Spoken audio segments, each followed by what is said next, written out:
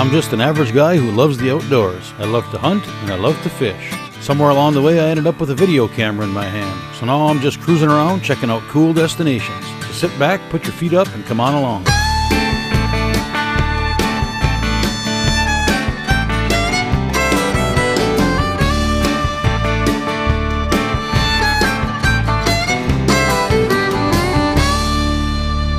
I'm Brian Whitens, and this is where I've been.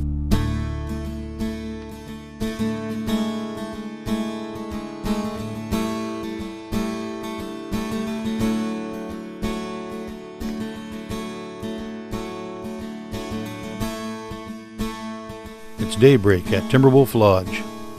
You sit on your porch as the sun lights up a new day. The fresh air is filled with the smell of bacon and coffee. And fall. The smell of fall. More of a feeling, I guess. Makes me feel like fishing and hunting and splitting wood. The water is so smooth you almost hate to put a boat in it. The warm days of summer are just beginning to give way to the first hints of fall, and the fishing season is getting ready to hand over its attention to a season of hunting. The incredible silence is interrupted only by the cry of a loon echoing past from the north end of Winkle Lake, and the sound of a boat motor as your neighbors head out for a morning of fishing. There's something special about Timberwolf Lodge. It feels like what a lot of us might picture a true Canadian fishing or hunting trip to be. It's a drive-to lodge, but there's no power here. Just a small generator that runs a few things in the main lodge.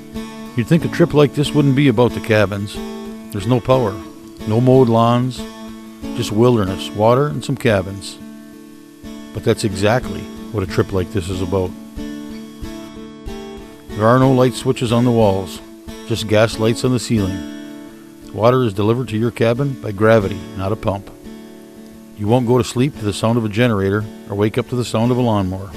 You're simply in a cabin in the wilderness. It's quiet, it's peaceful, and it's real. I think you don't come to Ontario to experience Timberwolf Lodge. You come to Timberwolf Lodge to experience Ontario. Timberwolf is not so much a lodge as it is a place. It's a piece of wilderness with access to countless pure Canadian lakes and miles of true Ontario wilderness. You don't come here for the weekly camp activities or to have your meals prepared for you. You come here for the outdoor experience, to hunt or fish or to do whatever it is you enjoy doing in the outdoors. Timberwolf Lodge is only 45 minutes from the International Falls Fort Frances border crossing, but it's amazing how such a short drive can take you so far away. My wife Patty and I had the opportunity to spend some time at Timberwolf Lodge. When we arrived, Ted and his wife Lorna, who own Timberwolf, were just about to have lunch. And where better to have lunch than on the shore?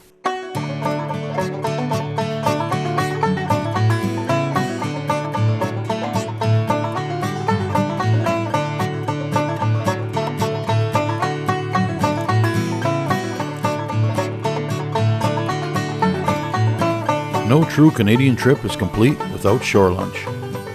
But what is it that makes shore lunch such a big deal? Is it the taste of fresh fish cooked over an open fire? Maybe the fresh Canadian air and wood smoke? Or is it the fact that you're sitting on a rock along the shore of some remote lake in the pristine wilderness of Ontario, where the only sounds you hear are the water and the crackle of a fire? Maybe it's the fact that you're there with a bunch of friends, or your son, or your daughter. The answer is yes, it's all of that. It's things you can't really explain to somebody. It's something you have to experience for yourself. Just like being out in the water fishing is not necessarily all about the fish, shore lunch is not necessarily all about the food. It might start out that way, then it turns into something else. Certainly you won't soon forget the taste of fresh fish cooked over an open fire along with some beans and potatoes. But taking a break, sitting on a rock in a secluded spot on a quiet lake is a big part of what makes the food taste so good. The next time you're doing a shore lunch, make it last. Take in the scenery, the trees, the water. Take in the sounds. Take the time to enjoy every last bite.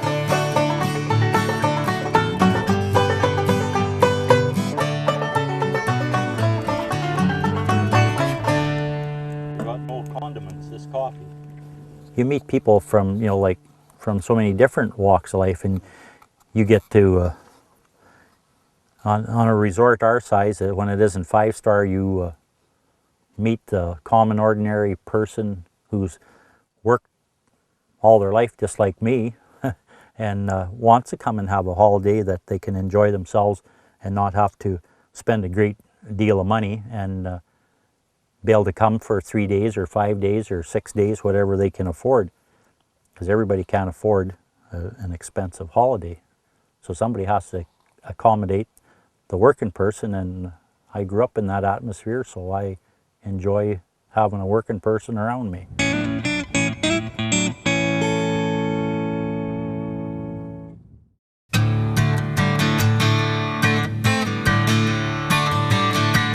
Watch Real Outdoors as they travel to a new and exciting destination each week.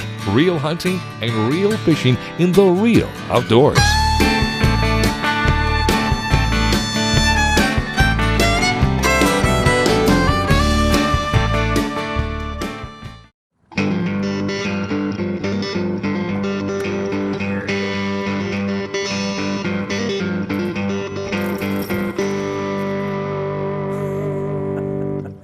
The majority of our fishermen that come and stay at camp in the summertime with boat fishermen, they'll access a different lake just about every day they're here. They go after alternate species. They go walleye fishing some days, the next day they'll go crappie and northern fishing, and then they'll go to another lake and go smallmouth or largemouth bass fishing. See a bass or drifting in there. They just like the variety. When they come here, they're not stuck on one lake. They can travel around and experience different lakes. The weather is never a problem. There's always a lake to fish. It doesn't matter what the weather is. I don't know what we got here, but he's little.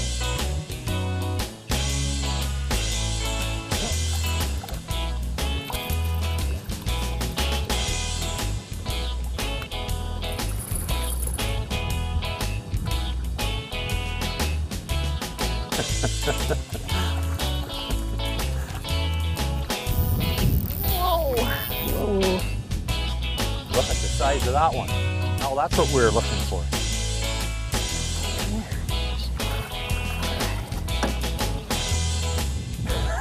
All right.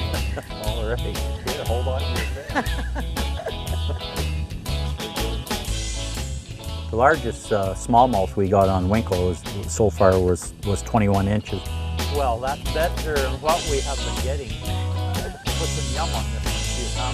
What do you think? Where does it go? Oh. It's quite common to go out and get 16, 18-inch smallmouth in a day in large quantities. The smallmouth between 10 and 12 inches, lots of days you catch 50 a day. Most, like in the first week in August and mid-July, it's parties quite common to go out and catch 100 smallmouth in one day in one boat.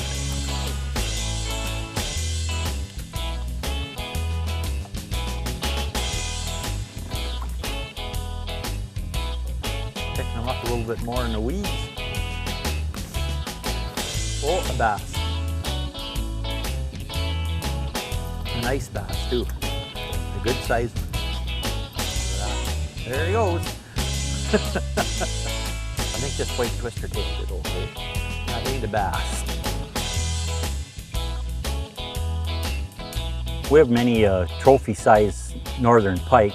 In this lake here, it's quite common to get 38 to 40 inch pike. Oh, he's gonna go right, throw him in. My line's broke. And the surrounding lakes, we have lots of 38 and 40 inch, like lots of, every year we have, say 3 or 4 pike that are in the 40 inch, 41, 42. He bit part of my twister tail off, the little rat. We have a very healthy, large pike population for the pike fishermen. Oh, you want me to get the dip net for that one? Going through the net.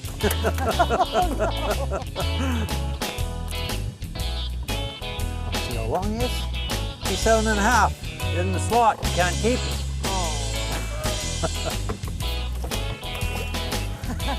What have we got here? Another little snake.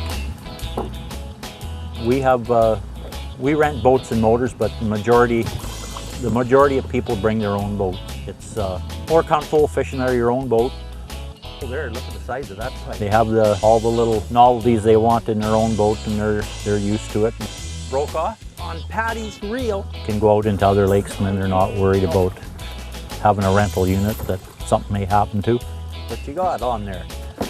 A fish. But we also rent 14-foot boats and 9.9 motors, so they're Whoa, I guess that's a nice one to get the dip net. they're not big. They don't have fish finders or anything like that. So they're very reasonable and they can go into all the lakes.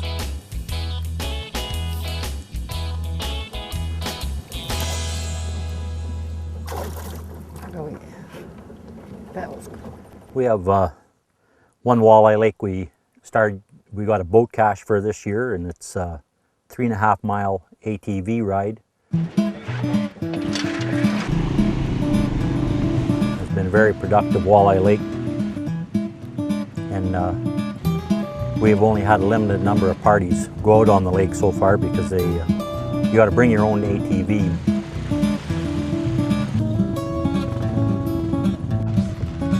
Literally.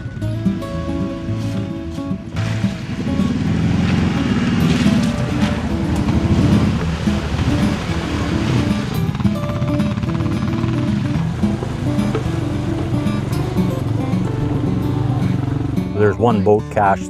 Some guys take another boat with them if they're a larger party and pull them in with ATVs.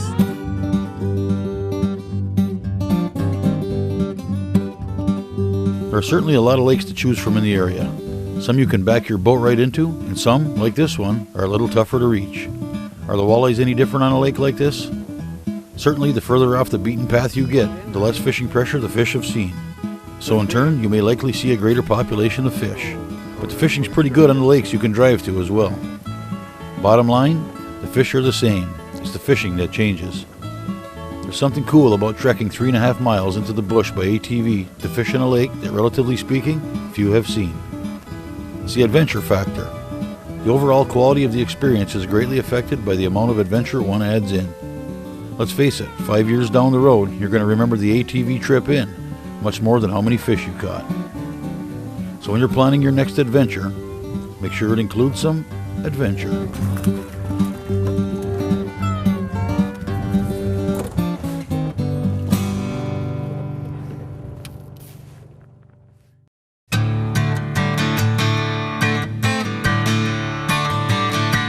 Watch Real Outdoors as they travel to a new and exciting destination each week. Real hunting and real fishing in the real outdoors.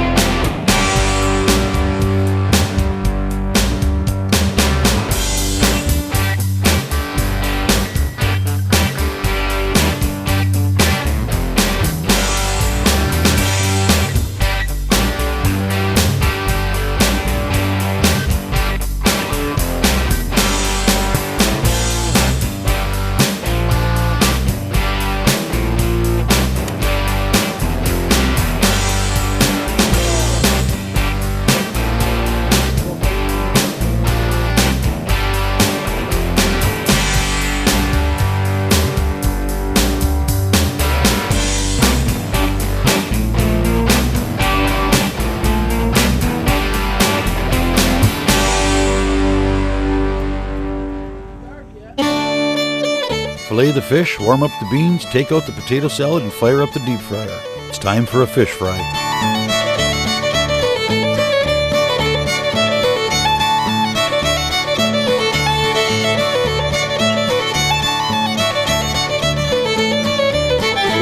Okay, it's sulfur match. Sulfur ignites at 350 degrees Fahrenheit, so when you cook fish, it'll work perfectly. But we're in Canada, what's the Celsius?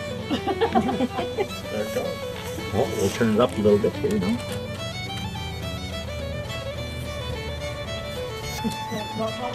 Oh, There it goes. All right. It's time to cook fish. Before the fish fry ever rolls around, you've already met and gotten to know everybody in camp. You've talked about the fish you caught, how many kids you have, and what happened on last year's fishing trip. That's one of the cool parts of a trip like this. Always meeting new people and making new friends. It starts out as a group of people in camp. Before long, you're all neighbors in camp. In the end, you're all friends. By the time you leave, it feels like you came there together as one group. But there's something else to take note of, and you'll see it time after time at places like Timberwolf Lodge. Ted and Lorna. It's not hard to tell that they're not out here cooking fish and putting out a spread of food because they have to. They're doing it because they want to. And it's not so much the cooking they enjoy, it's the people. I've asked every lodge owner I've met why they do it, and I get the same answer every time. The people. They all enjoy meeting new people as well as seeing the same faces back in camp each year. They all love to hunt and fish as much as you or I, but it's the enjoyment they get from meeting and catering to people that make them lodge owners. They're not tucked away in an office. They're out there with their feet on the dock and their hands in the batter. When you're on vacation and you have dinner at the hotel restaurant, you connect with the waiter or waitress, who answers to the head waiter or waitress, who's in contact with the chef, who answers to the manager, who works for the boss, who takes care of things for the owner. A place like this, there it is, Ted and Lorna. Waiter, waitress, chef, cook, manager, boss, and owner. Personally handing you a plate of fish and a cold beer.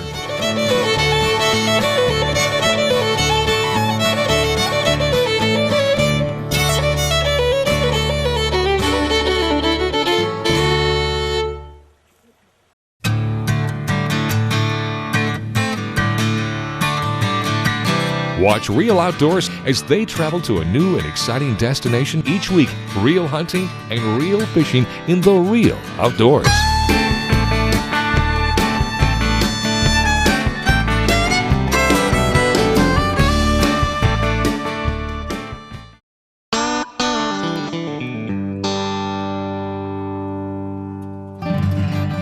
In this area here, we have in 9B is a wildlife management, and they're guided. We have guided whitetail hunts. It has probably the least pressure in guided hunts than anywhere in Northwestern Ontario. To the fact that you don't see as many deer, but our deer herds, we have very, very big deer.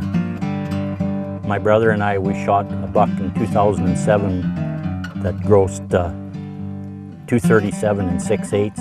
And one of my parties the day after shot another buck, 22-point buck that grossed 204 and went 194 non-typical and 184 typical.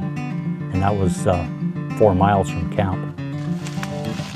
And we have a very good success rate in our deer hunts. Most of our hunters are very seasoned hunters, and they go into the woods and work for their deer because the deer population isn't as high. So you get a very nice animal, but you got to work for it. I get 4 archery tags, moose bull tags for the camp, and 3 of them are usually spoken for all the time. I usually just have 1 left over.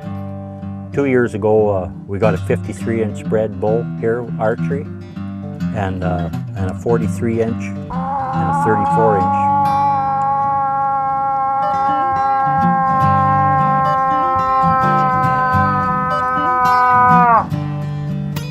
A 53-inch spread bull, it field dressed about 1,500 pounds. It was a very large animal. I have a bear management area here of 220 square miles, and when you include the lakes, it's just about 400 square miles of actual land, but 220 of land to hunt the bears on. And I usually only bring in a dozen hunters just to the fact that I want to keep a very healthy bear population, and our success rate has just about been 100% all the time. We usually, in our color phase, we usually get 1 color phase a year. Well, we have 6 cabins and they're all winterized, and all you have to bring with you is your food that you want to eat, and if you want extra blankets or whatever too. All the pots and pans and whatever are there. We have propane fridges, stoves, and lights. And if some people have some issues, like if they have sleep apnea or whatever, we can accommodate them with plug-ins so they can plug in their machine. And we have barbecues on every one of our porches, screened-in porches, and we do have a sauna, a finished sauna, and we keep it going most of the time. They say in the summertime, well, why would you want a sauna? But everybody wants it lit, so it goes from first thing in the morning till basically last thing at night. So bring your bathing suit. We don't have manicured lawns. I do like to keep my cabins very clean, and I haven't had any complaints. And we go by the motto, you enter as a stranger and you leave as a friend.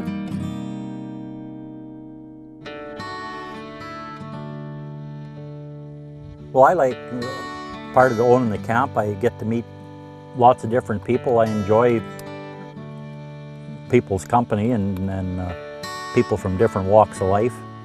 And as far as hunting and fishing, myself, I like to take people out and hunt and fish. I enjoy it very much to see somebody come here and shoot a deer or a moose or something that's never done it before, just to see their gratification and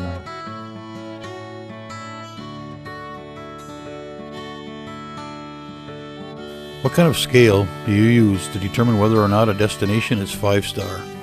Is it whether or not they have a hot tub or a sauna? Or how soft the beds are? Room service? Perfectly plated food? Well, you might have to split a little wood to fire up the sauna. And I guess I didn't notice whether or not the beds were soft. I was too distracted by the peacefulness of the night. The only sound, that of the loons crying me to sleep. And as for room service, I was more than happy to see Thor, the camp dog, making his rounds, waiting by my door for his early morning scratch behind the ears, before moving on to the next cabin for more of the same. And how do you define exquisite cuisine? Is it the plate that it's served on, or the taste of the food itself? Is it the decor of the restaurant? If I could eat every meal sitting on a rock on the shore of a lake, I'd be as happy as I could be. I guess in the end it's up to you to decide, as long as you make that determination based on what 5 stars means to you, not what somebody else tells you it means. For me, not a question. Whether you come to fish, hunt, pick blueberries, or just be in the outdoors, Timberwolf is the kind of place you get hooked on. Once you've visited here, you become part of it, and it becomes part of you. And before you leave, you know you'll be back. Kind of feels like I have a cabin of my own in Ontario. A place I can go to do what I love to do. Hunt in a place where the only footprints I see are behind me. Fish on a lake that I have to myself and water that I could drink. Have a shore lunch on a rock in a quiet corner of a secluded lake. Visit with old friends and make new ones. And just be in the outdoors.